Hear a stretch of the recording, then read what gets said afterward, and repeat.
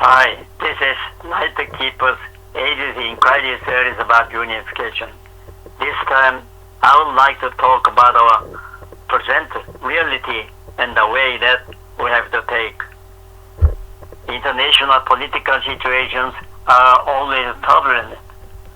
However, the turbulence around the Korean Peninsula seems to be something unique. Moreover, in grim light of the sharp confrontation between the West and East, promoting a peaceful mood between the South and North is not easy for us. Though a good relationship and a balanced partnership with America and Japan was to be maintained, South Korea hasn't been able to do it because of its fraternal love for the North. However, for this reason, the South Korean authorities have to be blamed for their diplomatic incapability that brought Japan's sanctions and America's unprecedented proportion of station expenses. On the other hand, the relationship with China and Russia, which are pro-North Korea, are traditionally diplomatically unfamiliar with us. We are not free from their meddling in establishing close cooperation even with our allies and implementing our national defense program for security because of their criticism and the pretext of their security. For example, we are suffering from China's economic pressure because of the deployment of Saab. How about our internal situations? It's heartbreaking to see people who are making a fuss, echoing progressive and conservative or reform of the persecution without knowledge of those real intentions. I can't help but hold our resentment against politicians who instigate these ignorant people. What about this moment?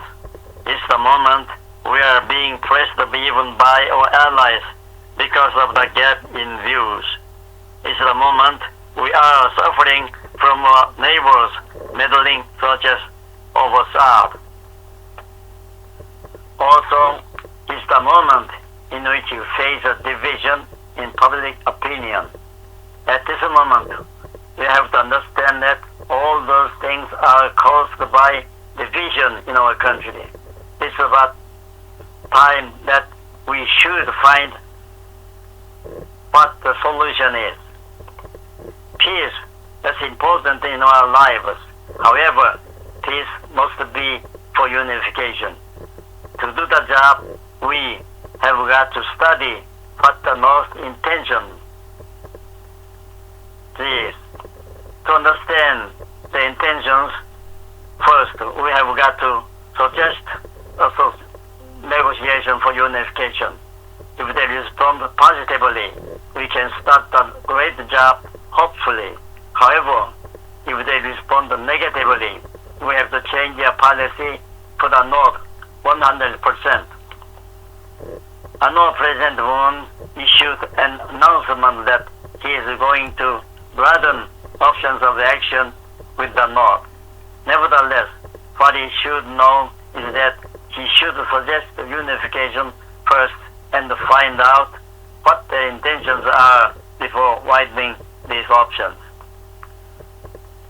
Domestically, on the other hand, as for the conservatives, it's essential to unite the whole party to win the next election.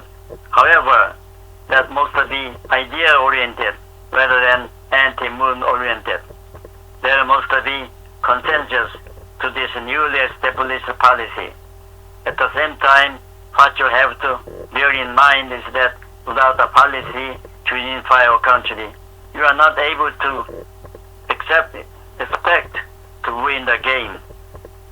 To the respectable citizens and the politicians, why don't you suggest to the North to unify our countries? I believe the North might respond positively. Don't think it so complicated. Just let the delegates who are chosen from the South and North figure out what the best way is to solve the problem.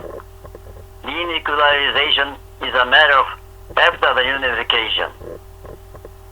To the dear 8 million South and North citizens, we are a great people who developed a glorious culture for 30 million years, overcoming all hardships from neighboring powers.